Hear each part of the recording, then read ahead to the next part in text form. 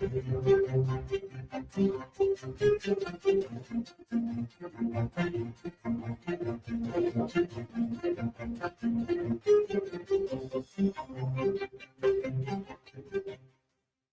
Radio USA ਸੁਣ ਰਹੇ ਸਾਰੇ ਹੀ ਮਾਣਯੋਗ ਅਤੇ ਸਤਿਕਾਰ ਸਰੋਤਿਆਂ ਨੂੰ ਪਿਆਰ ਭਰੀ ਸਤਿ ਸ਼੍ਰੀ ਅਕਾਲ। ਅਪਡੇਟ ਕੈਲੀਫੋਰਨੀਆ ਦੇ ਵਿੱਚ ਸਵਾਗਤ ਹੈ। ਹਰਜੋਤ ਸਿੰਘ ਜੀ ਸਵਾਗਤ ਹੈ ਜੀ, ਸਤਿ ਸ਼੍ਰੀ ਅਕਾਲ। ਧੰਨਵਾਦ ਜੀ ਆਇਆਂ ਨੂੰ। ਪੰਜਾਬੀ ਰੇਡੀਓ USA ਦੇ ਜਿੰਨੇ ਵੀ ਸਰੋਤੇ ਸਾਡੇ ਸਾਰੇ ਹੀ AM ਸਟੇਸ਼ਨਸ, FM ਸਟੇਸ਼ਨਸ, ਘਰਾਂ ਦੇ ਵਿੱਚ ਰੇਡੀਓ ਸੈਟਸ ਦੇ ਰਾਹੀਂ, ਟੈਲੀਫੋਨ ਦੇ ਰਾਹੀਂ, ਫੇਸਬੁੱਕ, YouTube ਤੇ ਲਾਈਵ ਦੇਖ ਰਹੇ ਹੋ, ਸੁਣ ਰਹੇ ਹੋ, ਸਾਰਿਆਂ ਨੂੰ ਜੀ ਆਇਆਂ ਨੂੰ ਤੇ ਬਹੁਤ ਹੀ ਪਿਆਰ ਤੇ ਸਤਿਕਾਰ ਭਰੀ ਸਤਿ ਸ਼੍ਰੀ ਅਕਾਲ। ਸਰੋਤਿਓ, ਅੱਜ ਸਤੰਬਰ ਦੀ 29 ਤਰੀਕ ਆ, ਦਿਨ ਸ਼ੁੱਕਰਵਾਰ ਆ। ਤੁਹਾਡੇ ਲਈ ਸ਼ਾਮ ਦਾ ਅਪਡੇਟ ਕੈਲੀਫੋਰਨੀਆ ਪ੍ਰੋਗਰਾਮ ਲੈ ਕੇ ਹਾਜ਼ਰ ਹੋਏ ਹਾਂ। ਸਾਡੇ ਅੱਜ ਦੇ ਇਸ ਪ੍ਰੋਗਰਾਮ ਨੂੰ ਸਪਾਂਸਰ ਕਰਦੇ ਨੇ ਖਾਲਸਾ ਇੰਸ਼ੋਰੈਂਸ ਏਜੰਸੀ, ਜਿਨ੍ਹਾਂ ਦੇ ਕੋਲੋਂ ਹਰ ਇੱਕ ਤਰੀਕੇ ਦੀ ਇੰਸ਼ੋਰੈਂਸ ਕਰਵਾ ਸਕਦੇ ਹੋ। ਇੰਸ਼ੋਰੈਂਸ ਬਾਰੇ ਪਤਾ ਕਰਨ ਲਈ ਕਾਲ ਕਰ ਸਕਦੇ ਹੋ 408-272-2500 ਦੇ ਉੱਤੇ। ਟੇਰਕੀਆਨਾ ਇਮੀਗ੍ਰੇਸ਼ਨ ਲਾ ਫਰਮ, US ਇਮੀਗ੍ਰੇਸ਼ਨ ਦਾ ਹੋਵੇ ਕਿਸੇ ਵੀ ਤਰੀਕੇ ਦਾ ਕੰਮ, ਕਾਲ ਅਟਰਨੀ ਜੇ ਟੇਰਕੀਆਨਾ 4159090503।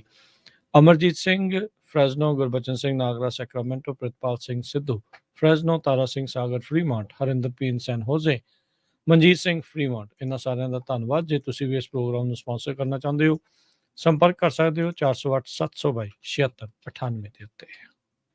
ਜੀ, ਅੱਜ ਦੀਆਂ ਖਬਰਾਂ ਵੱਲ ਆਈਏ ਤੇ ਲੱਗ ਰਿਹਾ ਆ ਵੀ ਜਿਹੜੀ ਗਵਰਨਮੈਂਟ ਆ USA ਦੀ ਉਹ ਸ਼ਟਡਾਊਨ ਹੋਊਗੀ ਤੇ ਮਕਾਰਥੀ ਦੀ ਤੇ ਉੱਥੇ ਹੋਰ ਜਿਹੜੇ ਰਿਪਬਲਿਕਨ ਰਿਪਰੈਜ਼ੈਂਟੇਟਿਵ ਮੈਟ ਗੈਟਸ ਆ, ਉਹਨਾਂ ਦੀ ਆਪਸ ਦੇ ਵਿੱਚ ਹੁਣ ਪੂਰੀ ਜਿਹੜੀ ਲੜਾਈ ਆ ਉਹ ਸਿਖਰਾਂ ਤੇ ਪਹੁੰਚ ਚੁੱਕੀ ਹੈਗੀ ਆ।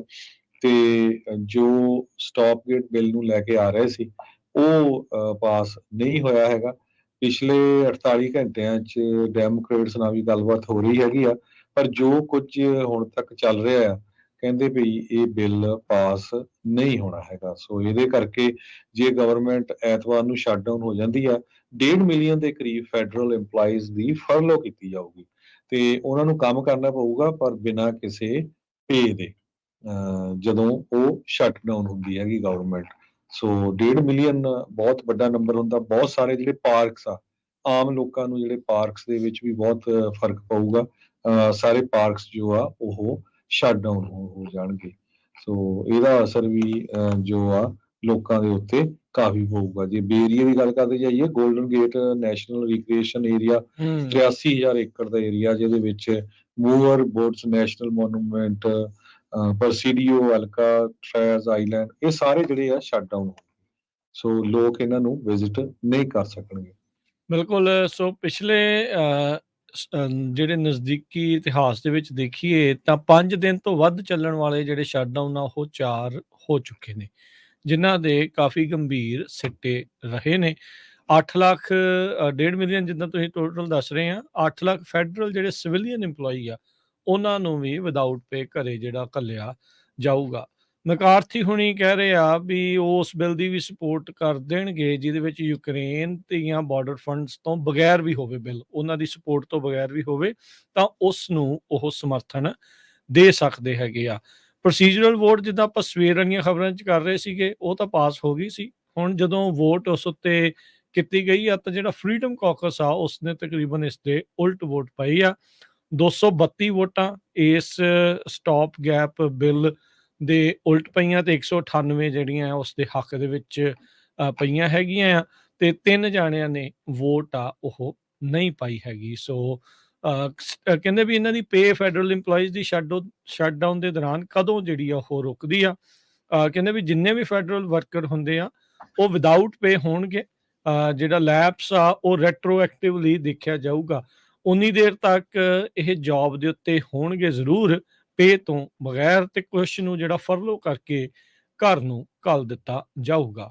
ਸ਼ਟਡਾਊਨ ਦੇ ਨਾਲ ਜਿਹੜੇ ਜੇ ਦੇਖਿਆ ਜਾਵੇ ਤਾਂ ਡੈਮੋਕ੍ਰੇਟਸ ਤੇ ਵਾਈਟ ਹਾਊਸ ਨੇ ਇਸ ਪੂਰੇ ਸ਼ਟਡਾਊਨ ਨੂੰ ਇੱਕ ਆਰਮੀ ਦੇ ਨਾਲ ਤੇ ਬਾਰਡਰ ਇਸ਼ੂ ਦੇ ਨਾਲ ਜੋੜ ਕੇ ਵੀ ਪੇਸ਼ ਕਰ ਰਹੇ। ਉਹਨਾਂ ਨੇ ਕਿਹਾ ਵੀ ਰਿਕਰੂਟਿੰਗ ਤੇ ਮੋਰਾਲ ਦੇ ਵਿੱਚ ਬਹੁਤ ਜ਼ਿਆਦਾ ਗਿਰਾਵਟ ਆਵੇਗੀ US ਮਿਲਟਰੀ ਦੇ ਵਿੱਚ ਸ਼ਟਡਾਊਨ ਹੋਣ ਦੇ ਕਰਕੇ। ਨੈਸ਼ਨਲ ਸਿਕਿਉਰਿਟੀ ਕਾਉਂਸਲ ਦੇ ਜਿਹੜੇ ਸਪੋਕਸਮੈਨ ਜੌਨ ਕਰਬੀ ਆ, ਉਹਨਾਂ ਨੇ ਅੱਜ ਗਵਰਨਮੈਂਟ ਸ਼ਟਡਾਊਨ ਦੇ ਇਹਨਾਂ ਭਿਆਨਕ ਸਿੱਟਿਆਂ ਦੇ ਉੱਤੇ ਜਿਹੜਾ ਕਹਿ ਲਓ ਵੀ ਨਿਸ਼ਾਨਾ ਜਿਹੜਾ ਉਹ ਰੱਖਿਆ ਹੈਗਾ ਆ। ਵਾਈਟ ਹਾਊਸ ਦੇ ਜਿਹੜੇ ਸਪੀਕਰ ਕੈਵਨ ਮਕਾਰਥੀ ਆ, ਉਹਨਾਂ ਦਾ ਵੀ ਮਜ਼ਾਕ ਜਿਹੜਾ ਉਹ ਉਡਾਇਆ, ਜੋ ਕਿ ਸੋਸ਼ਲ ਮੀਡੀਆ ਦੇ ਉੱਤੇ ਇਹ ਕਹਿ ਰਹੇ ਸੀਗੇ ਵੀ ਹਾਊਸ ਰਿਪਬਲਿਕਨਸ ਨੇ ਬਹੁਤ ਸਾਰੀਆਂ ਚੀਜ਼ਾਂ ਉਹ ਕਰ ਦਿੱਤੀਆਂ ਜਿਹੜਾ ਮੀਡੀਆ ਕਹਿ ਰਿਹਾ ਸੀਗਾ ਇੰਪੋਸੀਬਲ ਹੈਗਾ ਆ। ਸੋ ਕਹਿੰਦੇ ਵੀ ਅਸੀਂ 70% ਤੋਂ ਵੱਧ ਗਵਰਨਮੈਂਟ ਸਪੈਂਡਿੰਗ ਨੂੰ ਵੋਟ ਜਿਹੜੀ ਉਹ ਕਰ ਚੁੱਕੇ ਆ, ਪਰ ਅਸਲ ਦੇ ਵਿੱਚ ਇਹ ਜਿਹੜਾ ਬਿੱਲ ਆ ਵਿਚਾਲੇ ਹੀ ਰਹਿ ਗਿਆ ਹੈਗਾ ਆ। ਸੋ ਹੁਣ ਦੇਖੋ ਅੱਗੇ ਕੀ ਬਣਦਾ ਆ, ਪਰ ਹਾਲ ਦੀ ਘੜੀ ਹਰਜੋਤ ਸਿੰਘ ਜੀ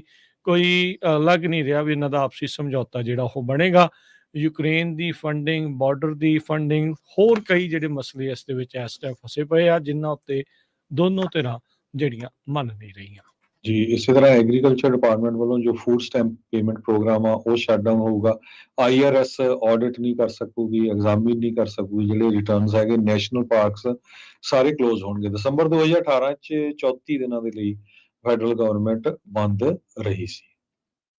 ਜੀ ਅਗਲੀ ਖਬਰ ਵੱਲ ਚਲੀਏ। ਨਿਊਯਾਰਕ ਦੇ ਵਿੱਚ ਮੀਂਹ ਨੇ ਬਹੁਤ ਜ਼ਿਆਦਾ ਤਬਾਹੀ ਮਚਾਈ। ਅੱਜ ਸਵੇਰੇ ਐਮਰਜੈਂਸੀ ਵੀ ਕਈ ਏਰੀਏਜ਼ 'ਚ ਉੱਥੇ ਦੇ ਗਵਰਨਰ ਵੱਲੋਂ ਡਿਕਲੇਅਰ ਕਰਨੀ ਪਈ। ਜੋ ਉਹਨਾਂ ਦਾ ਸਾਬੇ ਸਿਸਟਮ ਹੈਗਾ ਪੂਰੀ ਤਰ੍ਹਾਂ ਉਹ ਫਲੱਡ ਹੋ ਗਿਆ, ਉਹ ਕਲੋਜ਼ ਹੋ ਗਿਆ। ਜੋ ਇਸੇ ਤਰ੍ਹਾਂ ਸਕੂਲ ਸ਼ਟ ਡਾਊਨ ਕਰਨੇ ਪਏ।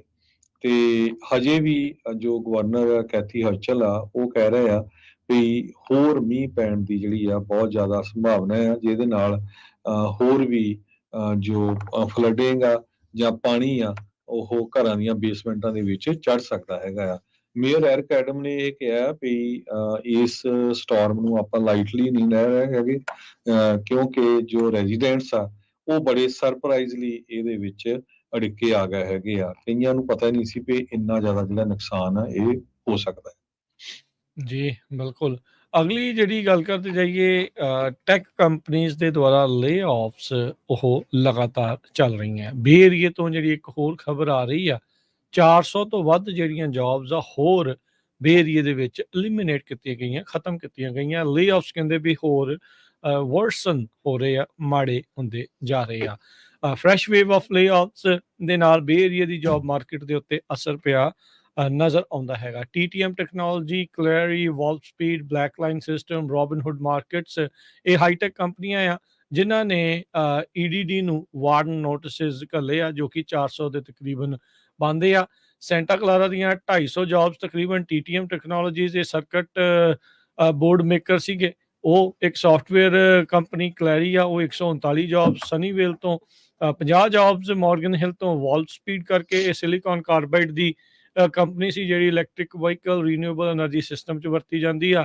ਰੋਬਿਨਹੁੱਡ ਮਾਰਕੀਟਸ ਜਿਹੜੀ ਫਾਈਨੈਂਸ਼ੀਅਲ ਆ ਉਹਨਾਂ ਨੇ 3 ਤੇ black line system cloud base software ਵਾਲੇ 21 ਜੌਬਾਂ ਪਲੈਜ਼ੈਂਟਨ 'ਚੋਂ ਜਿਹੜੀਆਂ ਉਹ ਕੱਢ ਰਹੇ ਹੈਗੇ ਆ। ਸੋ ਹੁਣ ਤੱਕ 17,900 ਜੌਬ ਕੱਟਸ ਇਕੱਲੇ 2023 ਦੇ ਵਿੱਚ ਹੋ ਚੁੱਕੀਆਂ ਆ। ਟੈਕ ਕੰਪਨੀਜ਼ ਨੇ ਇਕੱਲੇ ਬੇ ਏਰੀਏ ਦੇ ਵਿੱਚ ਹੀ 10,500 ਜੌਬਸ ਪਿਛਲੇ ਜਿਹੜੇ 2022 ਦੇ ਵਿੱਚ ਕੱਟੀਆਂ ਸੀ, ਉਹ ਆંકੜੇ ਨੂੰ ਆਲਰੇਡੀ ਇਹ ਪਾਰ ਕਰ ਚੁੱਕੇ ਆ। ਕੈਲੀਫੋਰਨੀਆ ਦੇ ਵਿੱਚ ਗੈਸ ਦੀਆਂ ਪ੍ਰਾਈਸਿਸ 80 ਸੈਂਟ ਪਿਛਲੇ 30 ਦਿਨਾਂ ਦੇ ਵਿੱਚ ਅੱਪ ਚਲੇ ਗਈਆਂ ਹੈਗੀਆਂ। ਡਰਾਈਵਰਸ ਨੂੰ ਕਹਿੰਦੇ ਹੋ ਸਕਦਾ ਅਕਤੂਬਰ ਮਹੀਨੇ 'ਚ ਥੋੜ੍ਹੀ ਬਹੁਤੀ ਰਿਲੀਫ ਮਿਲੇ, ਪਰ ਜੋ ਹਾਲ ਇਸ ਟਾਈਮ ਆ $6.08 ਐਵਰੇਜ ਪ੍ਰਾਈਸ ਗੈਸ ਦੀ ਕੈਲੀਫੋਰਨੀਆ ਦੇ ਵਿੱਚ ਹੈਗੀ ਆ, ਜੋ ਕਿ 15% ਪਿਛਲੇ ਮਹੀਨੇ ਨਾਲੋਂ ਜ਼ਿਆਦਾ ਹੈਗੀ ਆ। ਲਾਸ ਐਂਜਲਸ ਤਾਂ ਕਹਿੰਦੇ $7 ਪਰ ਗੈਲਨ ਦੇ ਹਿਸਾਬ ਨਾਲ ਵੀ ਗੈਸ ਵਿਕ ਰਹੀ ਹੈ। AAA ਦਾ ਜੋ ਡਾਟਾ ਆ ਉਹਨਾਂ ਨੇ ਦੱਸਿਆ ਹੈਗਾ ਆ। ਫਿਊਲ ਡਿਲੀਵਰੀ ਸਿਸਟਮ ਜੋ ਕੈਲੀਫੋਰਨੀਆ ਦੇ ਵਿੱਚ ਆ, ਉਹਦੇ ਤੇ ਵੀ ਪ੍ਰੋਬਲਮ ਚੱਲ ਰਹੀ ਆ। ਕੁਛ ਰਿਫਾਈਨਰੀਜ਼ ਜਿਹੜੀਆਂ 4 ਦੇ ਕਰੀਬ ਆ ਉਹ ਸ਼ਟ ਡਾਊਨ ਹੋ ਗਈਆਂ ਹੈਗੀਆਂ ਕੈਲੀਫੋਰਨੀਆ ਦੇ ਵਿੱਚ ਉਹਨਾਂ ਦੀ ਮੇਨਟੇਨੈਂਸ ਦੇ ਲਈ। ਉਧਰੋਂ ਓਪੈਕ ਨੇ ਜੋ ਬੈਰਲ ਦੀ ਪ੍ਰਾਈਸ ਆ ਉਹ ਜਿਹੜੀ ਹਾਈ ਰੱਖੀ ਆ ਤੇ ਕੱਟ ਕਰ ਦਿੱਤਾ ਆ 1.2 ਮਿਲੀਅਨ ਬੈਰਲਸ ਪਰ ਡੇ।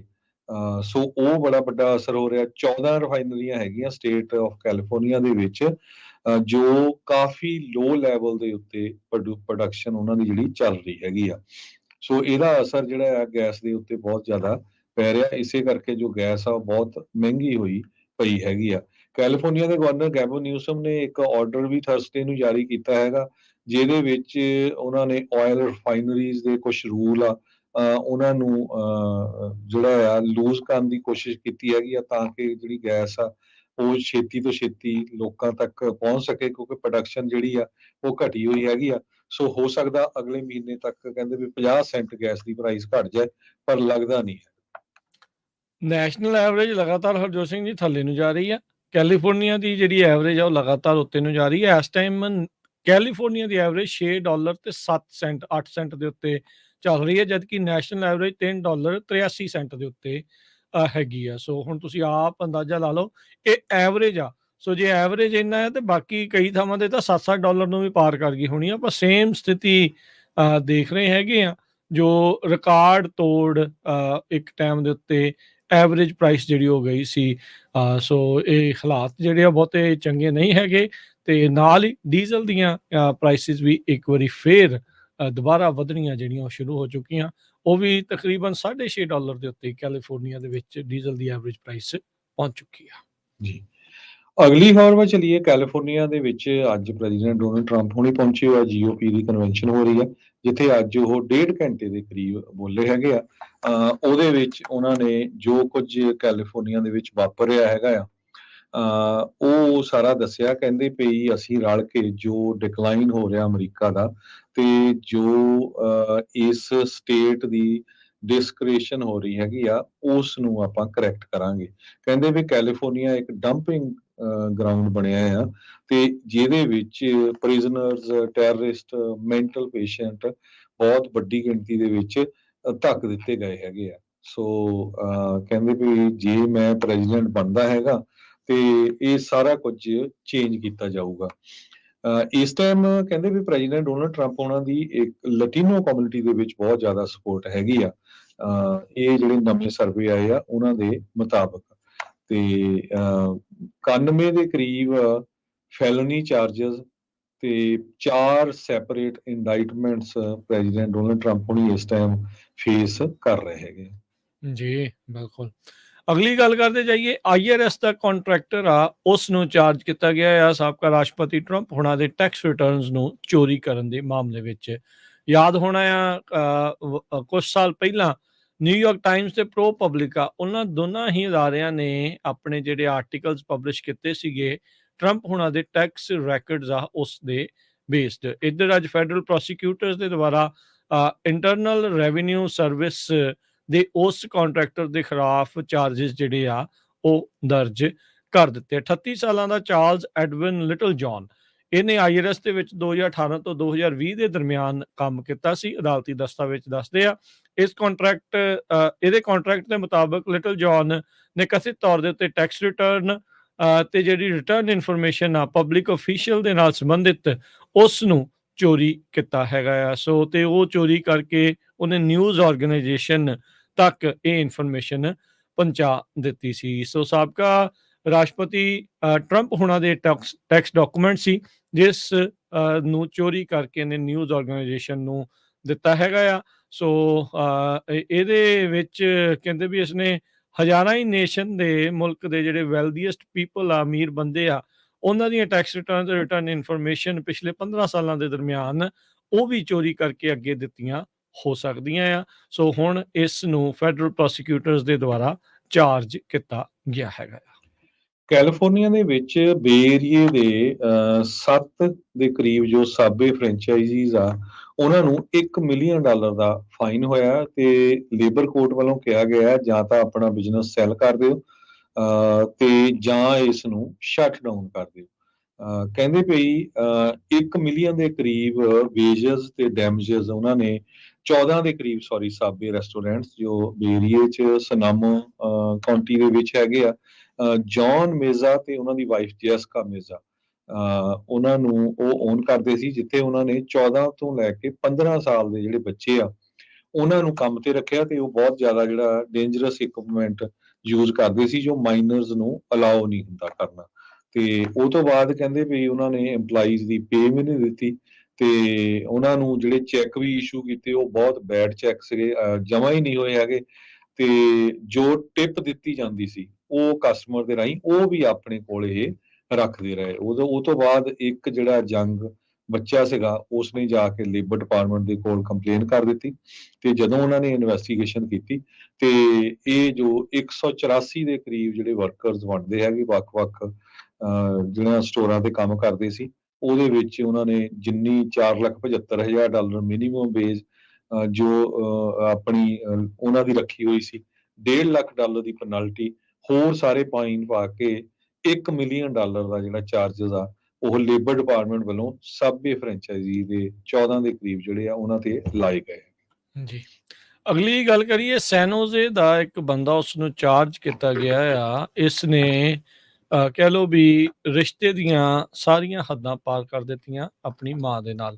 ਉਹਨੇ ਆਪਣੀ ਮਾਂ ਨੂੰ ਜ਼ਹਿਰ ਦੇ ਕੇ ਮਾਰ ਦਿੱਤਾ। ਫੈਂਟਨਲ ਦੀ ਓਵਰਡੋਜ਼ ਜਿਹੜੀ ਉਸਨੂੰ ਕਰਵਾ ਦਿੱਤੀ। ਉਹਦੇ ਇਨਹੈਰੀਟੈਂਸ ਦਾ ਰੌਲਾ ਜਿਹੜਾ ਚੱਲ ਰਿਹਾ ਸੀ, ਬ੍ਰੈਡਲੀ ਡੈਕਸਟਰ ਨੇ ਕਹਿੰਦੇ ਵੀ ਇਹ ਕਨਫੈਸ ਕੀਤਾ ਆ, ਕਥਿਤ ਤੌਰ ਤੇ ਕਿਹਾ ਜਾ ਰਿਹਾ ਵੀ ਉਹਨੇ ਕਨਫੈਸ ਕੀਤਾ ਆ ਵੀ ਉਸਨੇ ਪੋਇਜ਼ਨ ਕਰ ਦਿੱਤਾ ਸੀ ਆਪਣੀ ਮਾਂ ਨੂੰ ਹੀ। ਕਹਿੰਦੇ ਵੀ ਅਸੌਲਟ ਆਪਣੇ ਪਿਓ ਦੇ ਉੱਤੇ, ਬਜ਼ੁਰਗ ਪਿਓ ਦੇ ਉੱਤੇ ਇੱਕ ਸੈਪਰੇਟ ਅਸੌਲਟ ਦਾ ਚਾਰਜ ਵੀ ਉਸ ਉੱਤੇ ਲੱਗਾ ਹੈਗਾ। 40 ਸਾਲਾਂ ਦਾ ਸੈਨੋਜ਼ੇ ਦਾ ਰਹਿਣ ਵਾਲਾ ਬ੍ਰੈਡਲੀ ਡੈਕਸਟਰ ਨੇ ਇਹ ਕਾਰਾ ਜਿਹੜਾ ਆ ਇਸ ਕਾਂਡ ਨੂੰ ਅੰਜਾਮ ਦਿੱਤਾ ਆ। 2 ਕਾਊਂਟ ਇਸ ਦੇ ਉੱਤੇ ਐਲਡਰ ਅਬਿਊਜ਼ ਦੇ ਲੱਗੇ ਆ ਤੇ ਚਾਰਜ ਕੀਤਾ ਗਿਆ ਇਸ ਨੂੰ murder, poisoning and elder abuse ਦੇ ਮਾਮਲੇ ਦੇ ਵਿੱਚ। ਪੁਲਿਸ ਇੰਟਰੋਗੇਸ਼ਨ ਦੇ ਦੌਰਾਨ ਹੀ ਬਕ ਪਿਆ ਵੀ ਮੈਂ ਹੀ ਆਪਣੀ ਮਾਂ ਦੇ ਓਟ ਮਿਲਕ ਨੂੰ, ਦੁੱਧ ਨੂੰ ਫੈਂਟਨਲ ਦੇ ਨਾਲ ਤੇ ਉਹਦੀ ਵਾਈਨ ਨੂੰ ਫੈਂਟਨਲ ਦੇ ਨਾਲ ਜਿਹੜਾ ਆ ਉਹ ਲੇਸ ਕਰਕੇ ਉਸ ਨੂੰ ਦਿੱਤਾ ਸੀਗਾ ਤੇ ਇਹ ਸਾਰਾ ਕੁਝ ਸਾਹਮਣੇ ਹੋਇਆ। 6 ਜੂਨ ਨੂੰ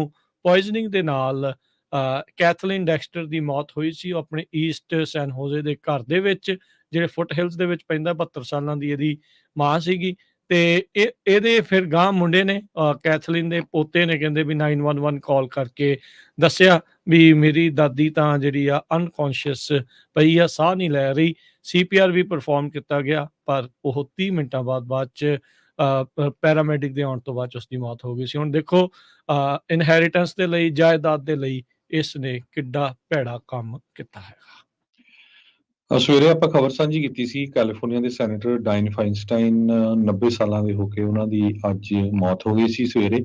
ਸੋ ਉਹਨਾਂ ਦੇ ਸੰਬੰਧ ਦੇ ਵਿੱਚ ਹੁਣ ਕੈਲੀਫੋਰਨੀਆ ਦੇ ਗਵਰਨਰ ਗੈਵਨ ਨਿਊਸਮ ਹੋਣਾ ਨੂੰ ਟੈਂਪਰੇਰੀ ਤੌਰ ਦੇ ਉੱਤੇ ਜੋ 24 ਚ ਇਲੈਕਸ਼ਨ ਹੋਣੀ ਆ ਤਦ ਤੱਕ ਇੱਕ ਸੈਨੇਟਰ ਨੂੰ ਨੋਮੀਨੇਟ ਕਰਨਾ ਪੈਣਾ ਹੈ। ਉਹ ਉਹਨਾਂ ਦੇ ਲਈ ਇੱਕ ਇਸ ਟਾਈਮ ਜਿਹੜੀ ਚੁਆਇਸ ਆ ਕਾਫੀ ਹਾਰਡ ਬਣੀ ਹੋਈ ਹੈਗੀ ਆ। ਆਲਰੇਡੀ 3 ਕੈਂਡੀਡੇਟ ਨੇ ਅਨਾਉਂਸ ਕੀਤਾ ਹੋਇਆ ਸੀ ਕਿ ਜੇ ਡਾਇਨ ਫਾਈਨਸਟਾਈਨ ਜਦੋਂ ਕੁਇਟ ਕਰਦੀ ਆ, ਕਿਉਂਕਿ ਉਹਨਾਂ ਨੇ ਅਨਾਉਂਸ ਕਰਤਾ ਸੀ ਵੀ 2024 ਦੇ ਐਂਡ 'ਚ ਮੈਂ ਜਦੋਂ ਟਰਮ ਖਤਮ ਹੋ ਗਈ ਤੇ ਮੈਂ ਇਹ ਕੁਇਟ ਕਰ ਦੇਣਾ ਹੈਗਾ। ਉਹਨਾਂ ਦੀ ਜਗ੍ਹਾ ਤੇ ਐਡਮ ਸ਼ਿਫ 63 ਸਾਲਾਂ ਦੇ ਆ ਕਾਂਗਰਸਮੈਨ ਤੇ ਕੇਟੀ ਪੋਰਟਰ ਰਿਪਰੈਜ਼ੈਂਟੇਟਿਵ ਹੈਗੇ ਆ 49 ਸਾਲਾਂ ਦੇ ਤੇ ਬਾਰਬਰਾ ਲੀ 77 ਸਾਲਾਂ ਦੀ। ਸੋ ਐਡਮ ਸ਼ਿਪ ਨੇ ਬਹੁਤ ਵੱਡੀ ਗਿਣਤੀ 'ਚ ਪੈਸੇ ਇਕੱਠੇ ਕੀਤੇ ਹੋਏ ਹੈਗੇ ਆ। ਕੈਟੀ ਪੋਰਟਰ ਜਿਹੜੀ ਆ ਉਹਨਾਂ ਨੇ ਵੀ ਬਹੁਤ ਜ਼ਿਆਦਾ ਜਿਹੜੀ ਮਨੀ ਆ ਉਹ ਇਕੱਠਾ ਕੀਤਾ ਹੋਇਆ ਹੈਗਾ। ਇੱਕ ਟਾਈਮ ਦੇ ਉੱਤੇ ਗਵਰਨਰ ਗੈਵਨ ਨਿਊਸਮ ਨੇ ਇਹ ਕਿਹਾ ਸੀ ਵੀ ਮੈਂ ਸੋਚ ਰਿਹਾ ਵੀ ਕਾਲੇ ਮੂਲ ਦੇ ਕਿਸੇ ਬੰਦੇ ਨੂੰ ਜਾਂ ਲੇਡੀ ਨੂੰ ਅਪਾਇੰਟ ਕੀਤਾ ਜਾਵੇ, ਪਰ ਹੁਣ ਦੇਖਦੇ ਆ ਜੇ ਉਹ ਬਾਰਬਰਾ ਲੀ ਨੂੰ ਕਰਦੇ ਆ ਤੇ ਉਹਨਾਂ ਦੇ ਅੱਗੇ ਫਿਰ ਇਲੈਕਸ਼ਨ 'ਚ ਜਿੱਤਣ ਦੇ ਚਾਂਸ ਨਹੀਂ ਜ਼ਿਆਦਾ ਹੋਣਗੇ। ਹੁਣ ਉਹਨਾਂ ਨੇ ਜਿਹੜੀ ਸਟੇਟਮੈਂਟ ਜਾਰੀ ਕੀਤੀ ਆ, ਕਹਿੰਦੇ ਵੀ ਇਹ ਜੋ ਮੈਂ ਪਿਕ ਕਰੂੰਗਾ ਇਹ ਟੈਂਪਰੇਰੀ ਹੋਊਗਾ ਟਿਲ ਨੈਕਸਟ ਈਅਰ ਇਲੈਕਸ਼ਨ ਦੇ ਵਿੱਚ ਕੌਣ ਜਿਹੜਾ ਪਰਮਾਨੈਂਟ ਆਉਂਦਾ ਹੈਗਾ। ਸੋ ਇਹ ਦੇਖਦੇ ਆ ਇਹਨਾਂ ਦੋਨਾਂ ਦੇ ਵਿੱਚੋਂ ਕਿਸੇ ਨੂੰ ਸੈਨੇਟਰ ਚੁਣਦੇ ਆ ਜਾਂ ਇਹਨਾਂ ਦੋਨਾਂ ਤੋਂ ਬਾਹਰ। ਜੀ ਬਿਲਕੁਲ, ਇਹ ਇੱਕ ਕੜੀ ਕਹਿ ਲਓ ਵੀ ਹੋਊਗੀ। ਜੇ ਇਹਨਾਂ ਤਿੰਨਾਂ ਚੋਂ ਚੁਣ ਲੈਂਦੇ ਆ ਤੇ ਕਾਈਂਡ ਆਫ ਐਂਡੋਰਸਮੈਂਟ ਵੀ ਹੋ ਜੂਗੀ 2024 ਦੇ ਵਿੱਚ। ਤੇ ਗੈਵਨ ਨਿਊਸਮ ਇਹ ਵੀ ਉਸ ਦੇ ਵਿੱਚ ਅਜੇ ਉਲਝਣਾ ਨਾ ਚਾਹੁੰਦੇ ਹੋਣ।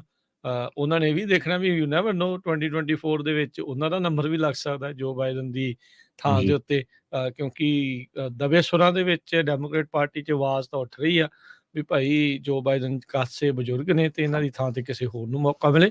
ਲੈਟਸ ਸੀ ਇਸ 'ਚ ਕੀ ਬਣਦਾ ਆ। ਅਗਲੀ ਗੱਲ ਕਰੀਏ, ਉੱਦਾਂ ਤਾਂ ਪਤਝੜ ਦਾ ਮੌਸਮ ਚੱਲ ਰਿਹਾ, ਫਾਲ ਆਈ ਆ, ਪਰ ਸੈਂਟਰਲ ਕੈਲੀਫੋਰਨੀਆ ਦੇ ਵਿੱਚ ਕਹਿੰਦੇ ਵੀ ਸਿਆਲ ਜਲਦੀ ਆ ਸਕਦੇ ਨੇ। ਨੈਸ਼ਨਲ ਵੈਦਰ ਸਰਵਿਸ ਸੈਕਰਾਮੈਂਟੋ ਨੇ ਇਹ ਚੇਤਾਵਨੀ ਦਿੱਤੀ ਆ ਵੀ ਕਈ ਥਾਵਾਂ ਦੇ ਉੱਤੇ ਸਨੋ ਸਟਾਰਮਸ ਆ ਸਕਦੇ, ਖਾਸ ਕਰਕੇ ਟੁਲਮਨੀ ਕਾਉਂਟੀ ਦੇ ਵਿੱਚ ਜਾਂ ਜਿਹੜੀ ਆ ਯੋਸੇਮਿਟੀ ਨੈਸ਼ਨਲ ਪਾਰਕ ਆ ਉਸ ਦੇ ਨਜ਼ਦੀਕ।